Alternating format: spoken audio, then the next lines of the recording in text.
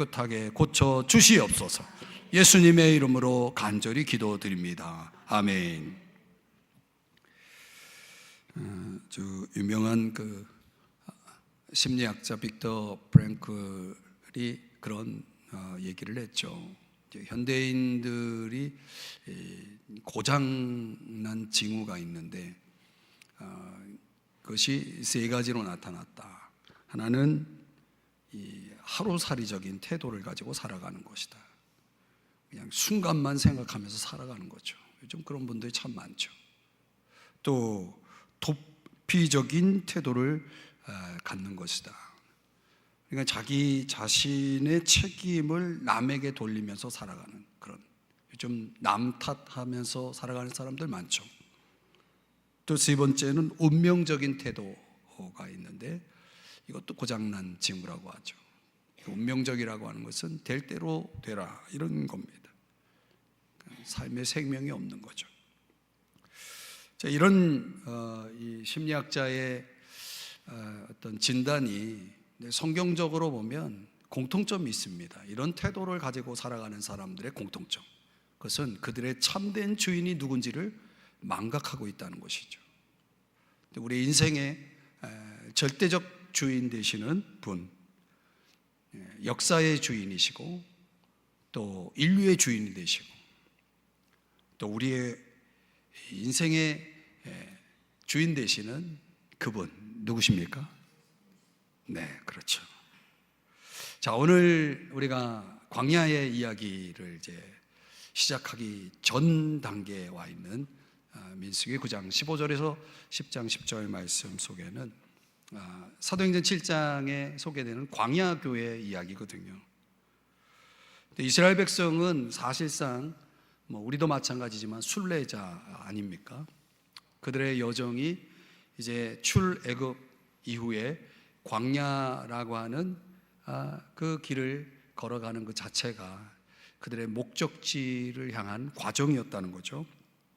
그래서 그들은 광야를 행진할 수밖에 없었는데 그 광야를 행진할 때마다 그들에게는 끊임없이 누가 필요했냐면 하나님이 필요했다는 거죠. 하나님이 필요했다. 계속해서 하나님을 신뢰하고 하나님의 인도하심을 따르지 않는다면 그들의 운명은 어떻게 되는 겁니까? 광야에서 살아남을 수가 없는 것입니다. 더욱이 약속의 땅 가나안 땅을 얻는 것도 불가능하겠죠. 예레미야 10장 23절의 말씀 우리 한번 자막을 보면서 같이 읽어볼까요? 시작. 여호와여, 내가 알거니와 사람의 길이 자신에게 있지 아니하니 걸음을 지도함이 걷는 자에게 있지 아니하니이다. 아멘. 무슨 말입니까? 인간은 자기의 운명을 다스릴 수 없다는 거예요. 그런 말이에요. 내 삶의 방향을 내가 컨트롤할 수 없다라고 하는 그런 말씀인 거죠. 그 걸음을 지도함이 누구에게 있냐는 거예요. 인간이 자기 삶의 방향을 결정하고 진행하는 것 같지만 천만의 말씀이에요. 우리가 그게 아니라는 것을 살면서 많이 깨닫죠. 그렇다면 여러분 야고보서의 4장 15절에 말씀하는 이 내용도 한번 같이 읽어볼까요? 시작. 너희가 도리어 말하기를 주의 뜻이면 우리가 살기도 하고 이것이나 저것을 하리라 할 것이거늘. 아멘. 그러니까 주의 뜻이면, 다르게 표현하면 주님이 원하신다면, 이게 결정적인 거예요. 인간의 운명도 삶의 방향도 인간의 뜻대로 되지 않는다면 누구 뜻대로 된다는 얘기입니까? 주님 뜻대로 된다는 거죠. 주님이 원하신다면, 주님의 뜻이라면 이런 고백 없이 살아가는 인생은 결국 멸망뿐이라는 것을 아셔야 됩니다. 오늘 우리가 주님의 뜻을 아는 것이 얼마나 중요합니까? 그렇죠? 우리가 주님의 뜻을 알도록 하나님께서 우리에게 세 가지를 주시지 않았습니까? 첫 번째는 성령을 주셨죠. 성령은 로마서 8장에도 말씀하는 것처럼 우리의 연약함을 도우시는 분 아니겠습니까? 우리를 위해 기도해 주시는 분, 하나님의 뜻대로 우리를 위해 기도해 주시는 분. 그러니까 그분이 우리를 도와주시는 것은 우리가 하나님 뜻대로 살아갈 수 있도록, 그 하나님의 뜻을 이해할 수 있도록, 알아갈 수 있도록 그분이 우리를 이끌어 주신다는 거예요. 그걸 위해서도 우리를 위해 기도해 주실 뿐만 아니라, 종종 우리 인생 속에 사도행전 16장 6절 7절에 사도 바울이 경험했던 것처럼 뭔가 자꾸 길이 막히고 돼야 될 일이 안 되고 나의 발걸음을 멈추게 만드는 사건들이 자꾸 벌어지죠. 내 모든 스케줄들을 재조정하지 않으면 안 되는 일들이 벌어지잖아요. 왜 그래요? 거기에 하나님의 뜻이 있기 때문에 그렇습니다. 그냥 되어지는 게 아니거든요. 왜 성령이 바울의 그 길을 막습니까? 한 번도 아니고 두 번이나. 이 길도 아니고 저 길도 아니라는 거예요. 그럼 어디로 가라는 말입니까? 하나님의 뜻이 있는 길이 있죠. 그러니까 성령의 인도를 따라서 우리가 살아간다면 우리가 이제 하나님의 뜻 가운데 우리의 인생길을 걸어갈 수 있게 되는 겁니다. 그게 인생 광야에서 저와 여러분들이 살아남는 방법이에요. 그러니까 성령을 모르고는, 성령의 도우심이 없이는 저와 여러분은 아무것도 할 수 없어요. 또 하나님이 뭘 주셨습니까? 말씀을 주셨죠. 시편 119편 105절에 뭐라고 말씀합니까? 자막을 보면서 읽어볼까요? 시작. 주의 말씀은 내 발의 등이요 내 길의 빛이니이다. 이거 없이는 우리가 앞을 한 발이라도 내디딜 수가 없어요. 캄캄한 밤이거든요. 아무것도 보이지 않는 곳이거든요. 그 빛이 있어야 그 빛을 따라서 우리가 걸어갈 수 있는 거죠. 그래서 말씀을 주신 거 아니겠습니까? 또 주신 게 뭡니까? 섭리라는 걸 주셨다는 거예요. 섭리. 여러분, 우리 인생 속에 참 희한한 일들이 많이 벌어져요. 그런 일들을 우리는 성경적인 표현으로 말하면 섭리라고 말하는 거죠. 로마서 8장에서는 사도 바울이 이렇게 표현하죠. 그 섭리를 하나님께서 뜻대로 부르심을 입은 자들에게는 그 다음 모든 것이 합력하여 선을 이룬다. 합력한다는 게 뭡니까? 이게 섭리라는 거예요. 어느가 하나가 독립적으로 움직이지 않고 자꾸 무엇이 계속 연결되어서 어느 하나가 이루어지는 거거든요. 그런 모든 것들을 조합을 이룰 수 있는, 하나를 만들어내서 하모니를 만들어낼 수 있는 분은 한 분밖에 없어요. 그분이 하시는 거예요. 그래서 그분이 그걸 위해서 34절에, 로마서 8장 34절에 말씀하기를 우리를 위하여 뭐 하신다? 간구하신다라고 말하고 있는 거죠. 요한계시록에서 제가 말씀드렸잖아요. 그분이 보좌에서, 화협안에서 들으신 분들, 보좌에서 하시는 일이 뭡니까? 통치 아닙니까? 왕적 통치를 하시는데 그분이 우리를 위해서 하시는 일 가운데 간구를 하신다는 거예요. 기도를 해주신다는 거죠. 그러니까 성령이 계시고 말씀이 있고 또 모든 것을 합력하여서 선을 이루어가시는, 섭리하시는, 모든 일을 주관하시는 예수님이 우리와 함께 하신다면 당연히 우리의 광야 인생길은 이제 우리가 염려할 그런 일은 아니죠. 자, 근데 오늘 이스라엘 백성들이 이제 그들의 광야 여정을 이제 시작하기에 앞서서 하나님께서 그들에게, 이스라엘 백성들에게 두 가지를 주셨다는 거예요. 제가 지금 설명드린 세 가지 차원이었지만은 이 이스라엘 백성들이 두 가지를 주셨는데 정확하게는 세 가지죠. 구름 기둥과 불 기둥, 그걸 좀 하나로 묶고요. 또 제사장들에게는 두 은 나팔을 주셨다는 것입니다. 하나는 보는 것과 관련되어 있고 또 다른 하나는 듣는 것과 관련되어 있죠.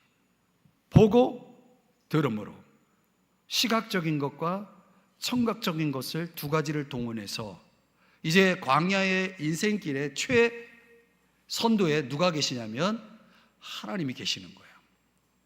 그 하나님께서 볼 수 있는 것과 들을 수 있는 이 두 가지 방식으로 이제 이스라엘 백성들을 이끌어 가시는 겁니다. 오늘 우리의 아름다운 광야의 인생길의 동행자로서 그분이 우리를 리드해 가실 때, 이제 오늘 저와 여러분이 이 이스라엘 백성들에게 하나님이 주신 두 가지가 저와 여러분에도 공통적으로 필요하다는 것을 우리가 깨달아야 됩니다. 자, 그 의미를 한번 들여다보겠습니다. 첫 번째로 구름기둥과 불기둥이죠. 이 구름기둥과 불기둥은 언제 시작되냐면 출애굽기 13장 말씀해 보면은 출애굽 당시에 처음 이 두 개의 기둥이 나타납니다.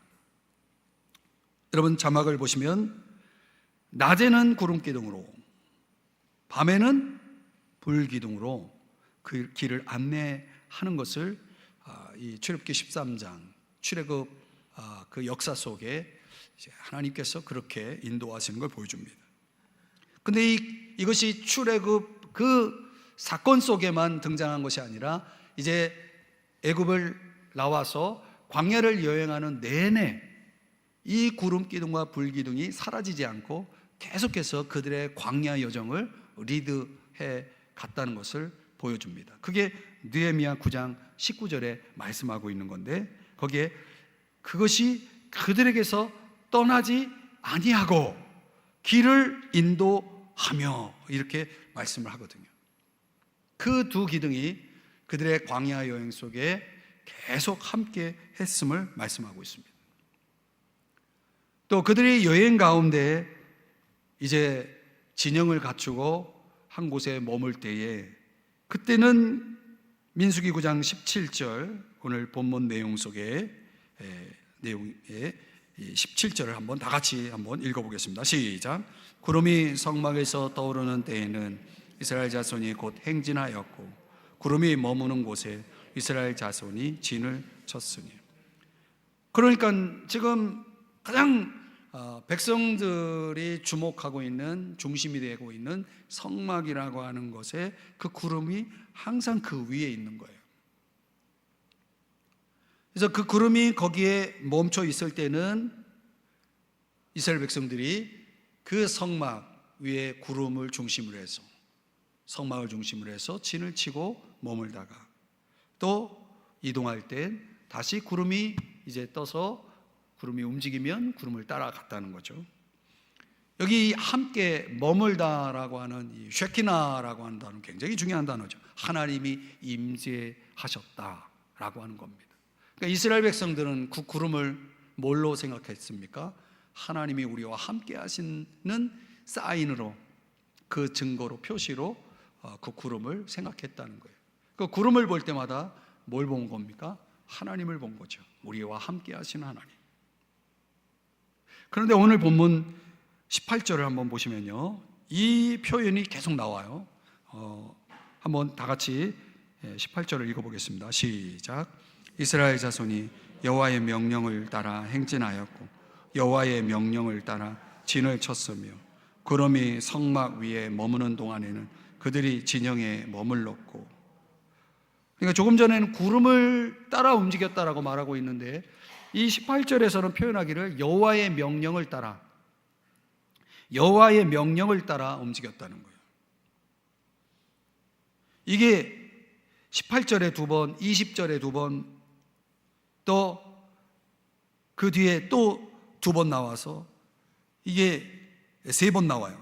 20절 두 번, 그 뒤에 또 세 번 나와서 전체 7번이 나옵니다. 그러니까 이 전체적인 내용들을 볼 때 이 여호와의 명령을 따라라고 하는 것과 구름 기둥을 따라 이 같은 뜻이라는 거죠. 기둥의 움직임은 곧 하나님의 명령이었다는 거예요. 그런데 기둥이 움직일 때, 하나님의 명령이 떨어질 때 이스라엘 백성들에게, 아니 모세에게, 아니 제사장에게 상의하지 않았다는 거예요. 그러니까 하나님이 이제 내가 움직여야 되겠다, 내가 가야 되겠다 하시면 그냥 움직이시는 거예요. 이사야 40장 13절 15절에 보면 누가 여호와의 영을 지도하였으며 그의 모사가 되어 그를 가르쳤으랴, 이렇게 말씀합니다.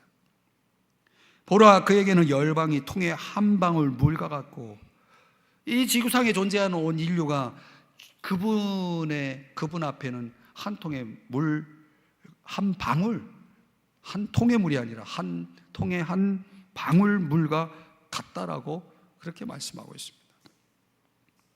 그러니까 얼마나 주권적으로 그분이 인도에 가셨는지를 제 말씀해 주는 내용입니다. 그러니까 이스라엘 백성들은 이 구름이 언제 움직일지 예측할 수가 없는 거예요. 한 곳에 머물다가도 하루가 걸릴지, 이틀이 걸릴지, 한 달이 걸릴지, 1년이 걸릴지 그분 마음이에요. 그분이 결정하면 그대로 가는 거예요. 여호와의 명령을 따라. 그러니까 여러분 무슨 얘기예요? 언제든지 짐을 쌀 준비를 하고 있어야 된다는 거예요.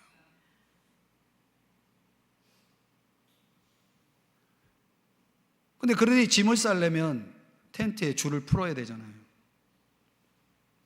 그 줄을 풀다라고 하는 단어가 그게 죽음이라는 단어예요. 여러분, 우리가 광야 인생길에 언제라도 짐 쌀 준비를 하고 있어야 되는 거예요. 그렇게 하고 계시나요? 그런데 출애굽기 14장의 그림에 가보면 아주 특별한 내용이 묘사되어 있는데 한번 볼까요?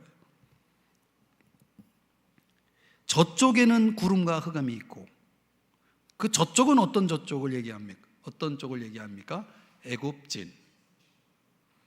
이쪽에는 밤이 밝음으로. 왜? 불기둥이 있으니까. 이쪽은 누가 있는 거예요? 이스라엘 백성이. 그러니까 홍해를 건널 때 불기둥과 구름기둥이 서로 양쪽에서 주장하고 있었다는 거죠. 밤에 구름기둥이 있다 그러면 더 어두울 거 아닙니까? 그렇죠?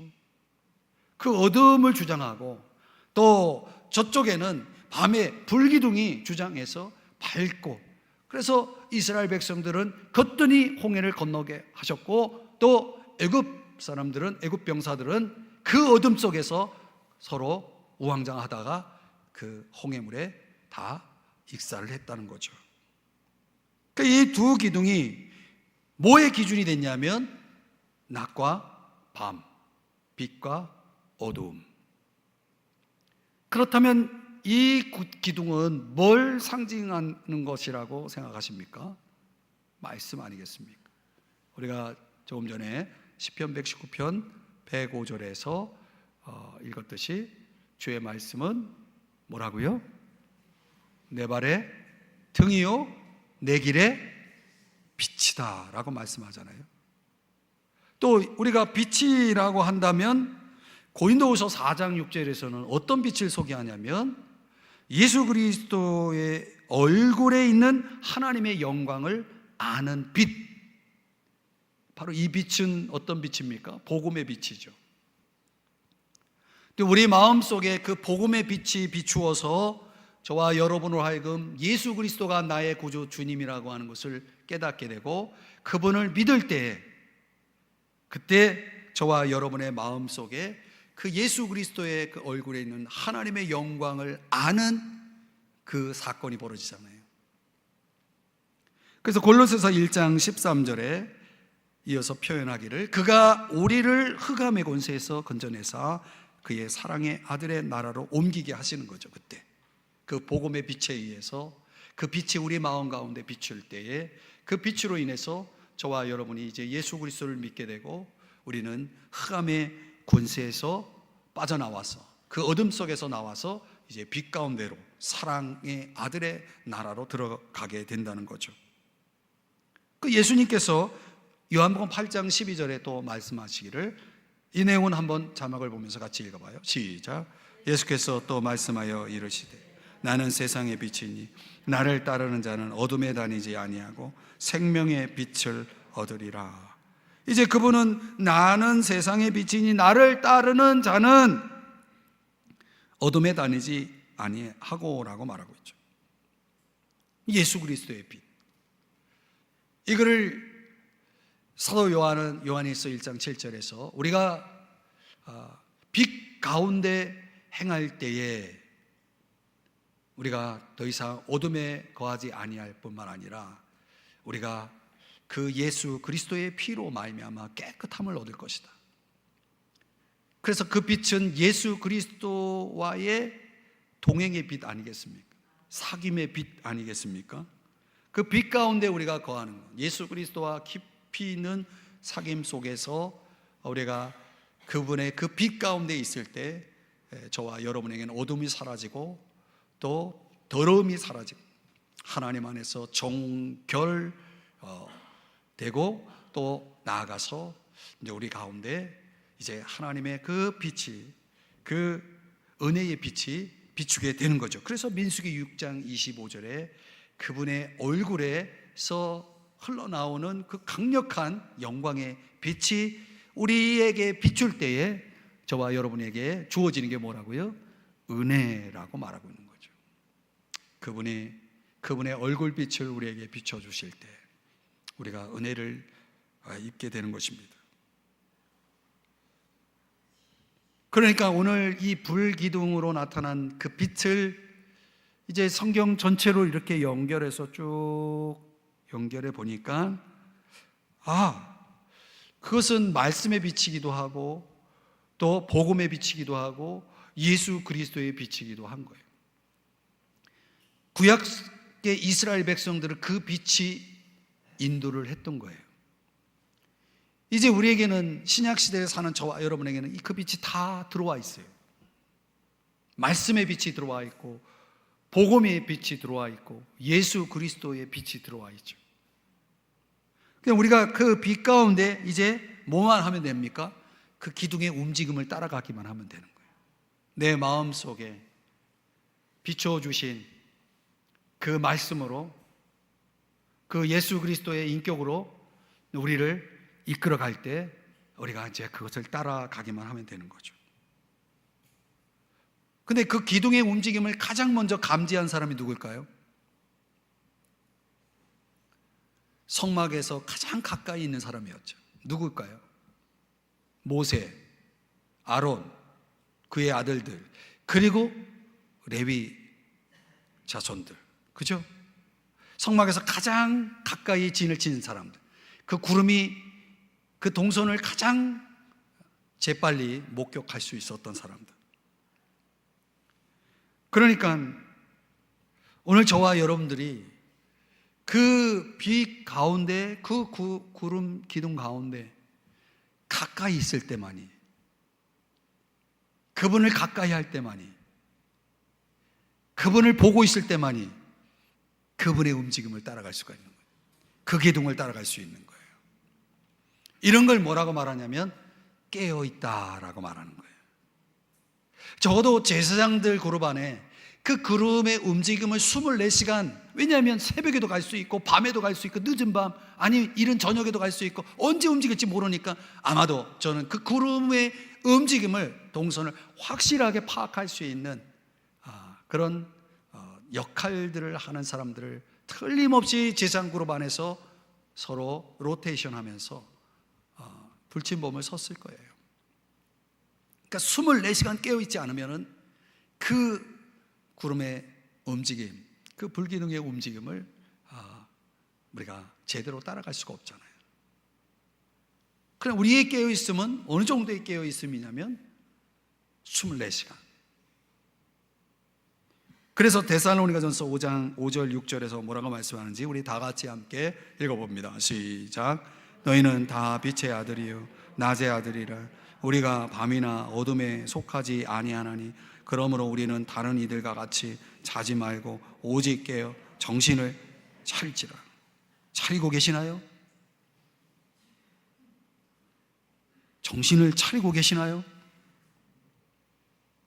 제가 볼 땐 자고 있는 분들이 너무 많아요.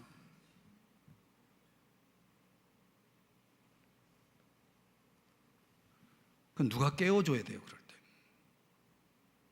누가 깨워줘야 돼요.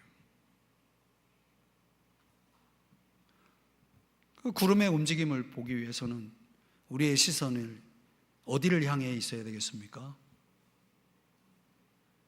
구름을 보려면 여러분 어떻게 합니까? 위를 봐야죠. 근데 왜 땅만 봅니까? 땅만 보니까 안 보이죠. 구름이 아무리 움직여봐요, 땅만 보는 사람에게는 안 보입니다.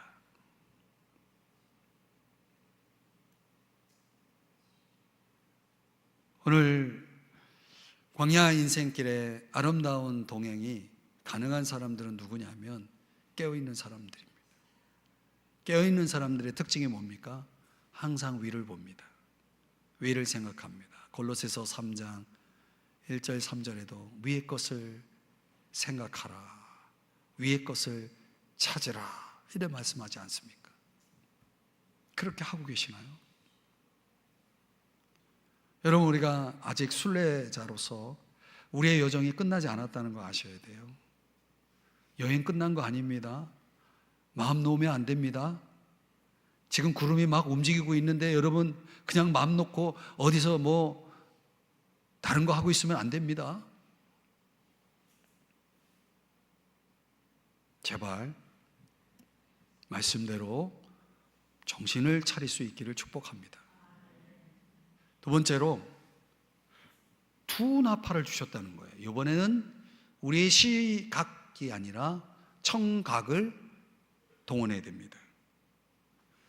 그런데 이 두 나팔은 신기하게도 누가 불게 했냐면 제사장이 불게 했다는 거예요. 민수기 10장 2절 8절 말씀에 보면 은 나팔 둘을 만들되, 근데 이 나팔은 어떤 목적으로 사용하냐면 예배용이 아니었다는 거예요. 예배용이 아니고 그저 백성들을 소집하고 또 그 백성들이 광야 여행을 이동하는 데 있어서 신속하게 백성들에게 어떤 그 지침을 전달하기 위해서 사용한 나팔이었다는 걸 알 수 있습니다. 그래서 제사장들은 이 나팔을 불게 했고, 레위인들은 역대상 23장 30절에 의하면 그들에게는 여호와께 감사하고 찬송하는 음악을 맡깁니다. 예배죠, 예배. 그러니까 레위인들에게 주어진 것은 예배적인 역할이었고, 이 제사장들에게 주어진 것은 말 그대로 이 나팔을 통해서 백성들의 인도를, 그 여정을 잘 수월하게 하는데 역할을 하게 했다는 것이죠. 눈을 뜨고 성막 위의 기둥을 계속해서 우리의 시선을 주목하고 있어야 했을 뿐만 아니라, 이번에는 백성들은 그 제사장들이 부는 나팔 소리에 항상, 내가 잠시 한눈을 팔고 있어도 내 귀는 항상 열려 있어야 되는 거예요. 왜냐하면 그 나팔 소리에 의해서 내가 움직이지 않으면 안 되거든요. 이 나팔 소리에 내 귀가 항상 열려 있어야 된다는 거죠. 그래서 민수기 10장 3절 4절을 다 같이 자막의 내용만 한번 같이 읽겠습니다. 시작. 나팔 두 개를 불 때에는 온 회중이 회막 문 앞에 모여서 내게로 나아올 것이요, 하나만 불 때에는 이스라엘의 천부장된 지휘관들이 모여서 내게로 나아올 것이며. 자, 이렇게 보면은 이 모임의 나팔이 하나를 부느냐, 두 개를 부느냐, 길게 부느냐, 짧게 부느냐, 이런 거 다 감지를 해야 되는 거예요. 백성들이 자기 일상을 보내면서도 항상 귀는 어디에 가 있어야 되냐면, 어디를 주목해야 되냐면 나팔 소리에 주목해야만 했다는 거예요. 그 나팔 소리에 의해서 지휘관들만 가야 될지 아니면 백성들 다 전체가 가야 될지, 그들이 그 나팔 소리에 정확하게 반응해서 그들의 움직임이 이루어졌다는 거죠. 뭘 얘기하는 겁니까? 이게 우리에게 뭘 보여주는 겁니까? 하나님께서 이스라엘 백성들의 그 인생 광야길을 어떤 방식으로 이끌었다는 거예요? 개인 여행이 아니었다는 거예요.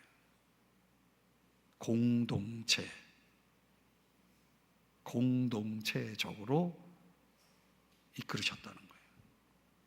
그러니까 하나님의 인도하심은요, 여러분들이 잘 여기서 깨달으시기 바랍니다. 하나님의 인도하심은, 이 신약의 하나님의 인도하심은 개별적인 인도하심이 아니라 공동체적인 인도하심이라는 거예요.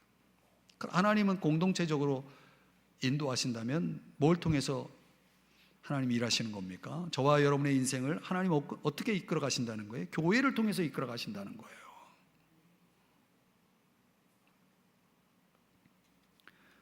그렇기 때문에 여러분, 그 나팔 소리를 잘 들으려면 여러분이 공동체 속에 깊이 들어와 있어야 되는 거예요.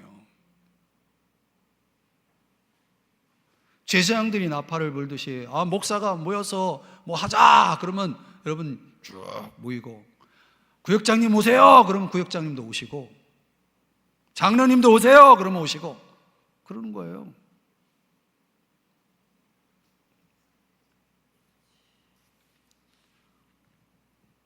나팔이 굉장히 중요한 거예요. 민수기 10장 9절을 다 같이 읽어봅니다. 시작.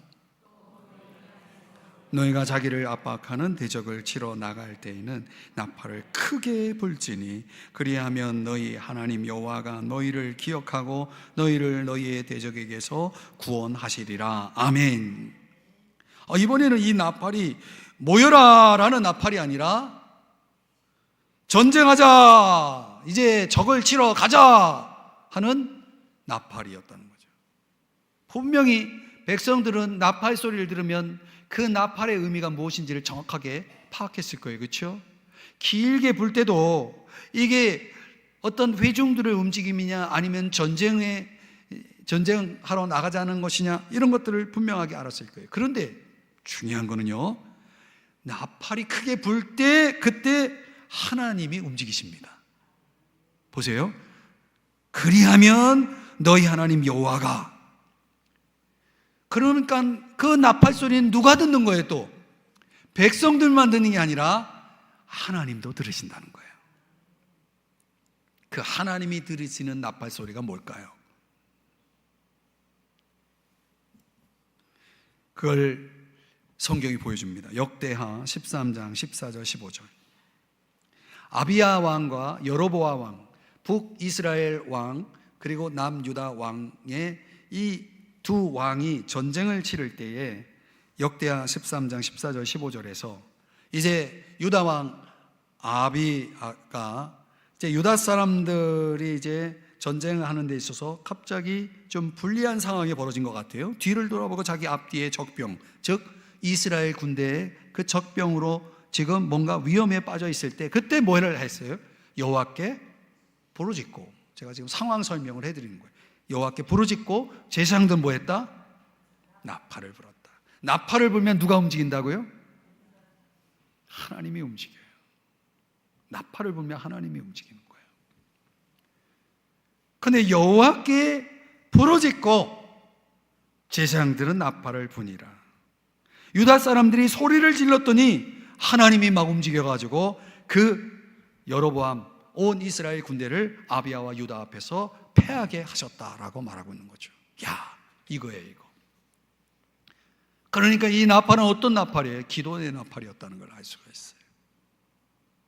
기도도요, 한 사람이 하는 기도랑 여러 사람이 함께 모여서 기도하는 거랑 달라요. 그 파워가 달라요.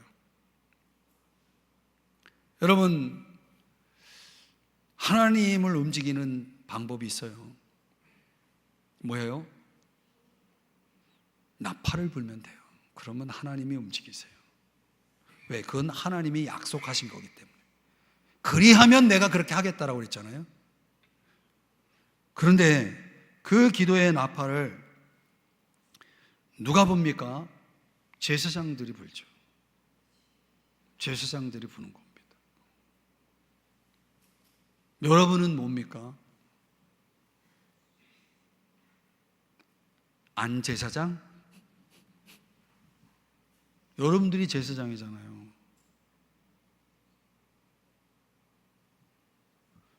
환난 날에 나를 부르라 이렇게 말씀하잖아요. 기도의 나팔을 불라는 거 아니에요. 그리하면 내가 너를 건지리니 내가 나를 영화롭게 하리라. 여러분, 기도 응답 받으면 하나님이 영광 받으시잖아요. 환난 날에 뭐 하라고 그래요? 하나님 부르라고 그러잖아요. 기도의 나팔을 불라고 하잖아요. 그럼 하나님이 일하시겠다고 그러잖아요. 근데 어떤 사람은 그래요. 자기는 기도 안 하고 기도 부탁만 해. 소용없어요. 함께 기도해야 됩니다. 시편 80편 10절에 뭐라고 말씀하는지 다 같이. 딸이에요. 왜? 그 말씀이 자막에는 없군요. 시편 80편 10절에 제가 여러분에게 읽어드릴게요. 나는 너를 애굽 땅에서 인도하여 낸 여호와 내 하나님이니 내 입을 크게 열라. 내가 채우리니.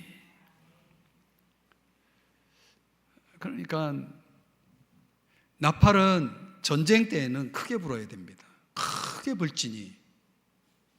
기도의 나팔은요, 커야 되는 겁니다. 여러분, 인생 광야 속에 기도의 나팔을 불어야 될 위험 상황이 너무 많아요.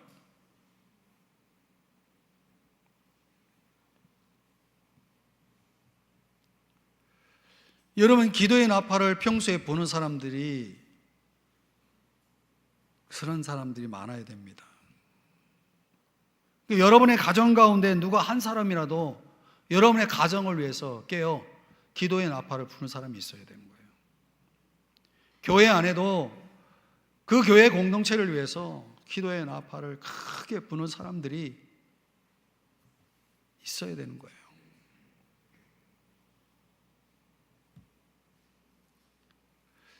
여러분, 한 사람의 기도가, 그 한 사람의 기도의 나팔이 얼마나 강력한 역사를 이루는지 모세의 나팔, 그 기도의 나팔을 보세요.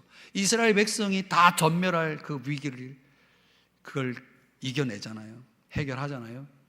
다니엘 보세요. 다 망하고 죽어간 그 시대에 다니엘의 그 기도의 나팔이 그 사자굴 속에 던져지는 위기 앞에서도 멈추질 않잖아요. 기도의 나팔을 계속 불어야 되는 거예요. 근데 오늘날 그 기도의 나팔이 들리지가 않아요. 들리지가 않아요. 그거 어떻게 하겠다는 거죠? 지금 막 적들이 막 공격해 오는데 나팔을 안 불어. 그러면 하나님이 도와주셔요? 나팔이 이 나팔 소리가 안 들리는데?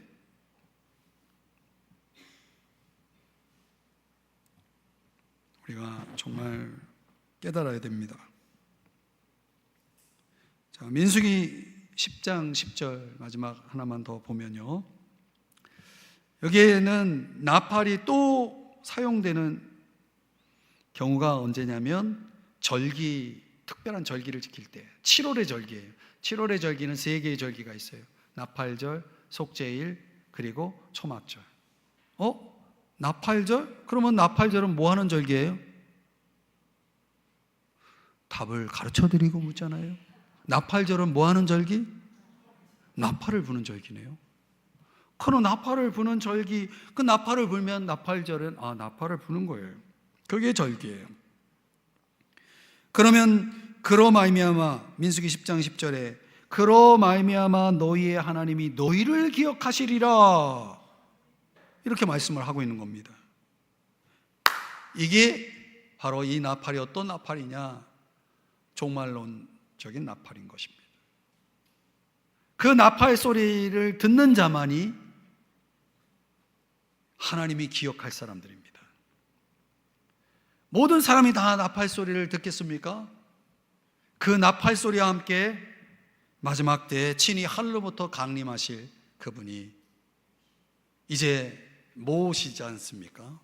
죽은 자들이 먼저 일어나고, 데살로니가전서 4장 16절 17절에서 죽은 자들이 먼저 일어나고, 17절에 보니까 이제 그 후에 우리 살아남은 자들도 그들과 함께 구름 속으로 끌어올려 공중에서 주를 영접하게 하시리니. 이때 그 끌어올리기 위해서 주님이 먼저 작업하시는 게 뭡니까? 순식간에 그 나팔 소리와 함께 벌어지는 일이죠. 고린도전서 15장 51절 52절에 보니까 마지막 나팔에 순식간에 그 나팔 소리와 주님의 공중 재림과 그리고 지상에 있는 우리들의 몸에 어떤 변화가 일어납니까? 호련히 다 변화되리니. 이 변화는 52절에 보니까 죽은 자들이 썩지 아니할 것으로 다시 살아나고 그랬으니까 우리도 썩지 아니하는 신령한 몸으로, 영원히 살 수 있는 몸으로, 하늘로 올라갈 수 있는 몸으로, 영원히 천국에서 살 수 있는 몸으로 하나님께서 그 옷을 입혀주셔서 올라가게 된다라고 말하는 거죠. 그러니까 오늘 우리는 이제 기도의 나팔 소리를 열심히 불다가 어느 날 이제 내가 부는 나팔 소리가 아니라, 내가 부는 나팔 소리가 아니라, 교회가 부는 나팔 소리가 아니라 이제는 주님이 친히 천사를 시켜서 부시는 나팔 소리가 울리면 그때는 그 나팔은 마지막 나팔이 된다는 거예요. 계속 나팔이 불다가 마지막 나팔이 불면 끝난다는 거예요. 그때까지는 이 세상 여정이 우리에게는 순례자로서의 여정이 되는 것이죠. 그때까지는 계속해서 우리는 그 소리에 우리의 귀를 열고 있어야 된다는 거예요. 그런데 신기하잖아요. 주님이 이 지구상에 존재하는 그 모든 그리스도인들, 그 기도의 나팔로 깨어있는 자들을 어떻게 다 듣도록 그 소리를 내실까? 저는 그게 기도에 있다고 봅니다. 기도하면 들리거든요. 주님의 음성이. 기도하면 주님의 말씀이 들려오거든요.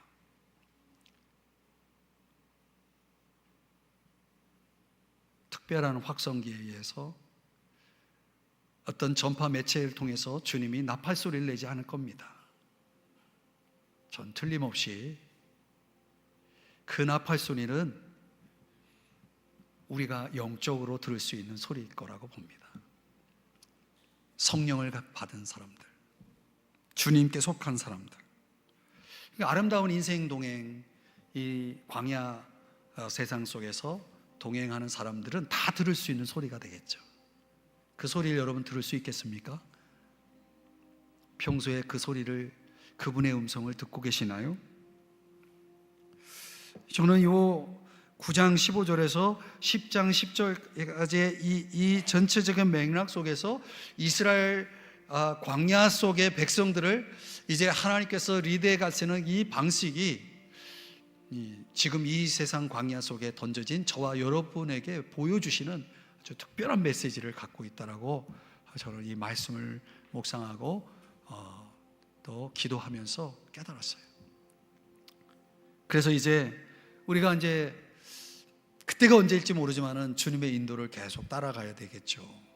구름 기둥과 불 기둥이 움직인다면 우리가 그 움직임을 봐야 되니까 계속 우리의 시선은 위를 향하여 있어야 될 것이고, 때때로 주님은 말씀의 빛으로, 복음의 빛으로, 예수 그리스도와 깊은 교제 속에 있는 사람, 그 사랑의 빛으로, 은혜의 빛으로 그것을 계속 보게 될 것이고, 또 교회의 나팔 소리와 기도의 나팔 소리를 통해서 계속해서 주님을 향해서 깨어 있다가 어느 날 나팔 소리가 들려오면 그때는 마지막 나팔이기 때문에 이제 우리의 순례는 끝나게 되는 것입니다.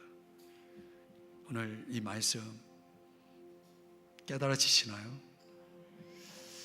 모르겠어요. 저는 깨달아져가지고 지금 막 이 말씀이 너무 막 오늘 새벽에도 이 말씀 가지고 기도하다가 너무 벅찼어요. 이 놀라운 원리가 우리 신약 시대에 우리 그리스도인들에게 하나님 보여주시는데, 너무 광야 인생을 자기 멋대로 지금 가고 있는 사람들이 너무 많아서 안타깝습니다.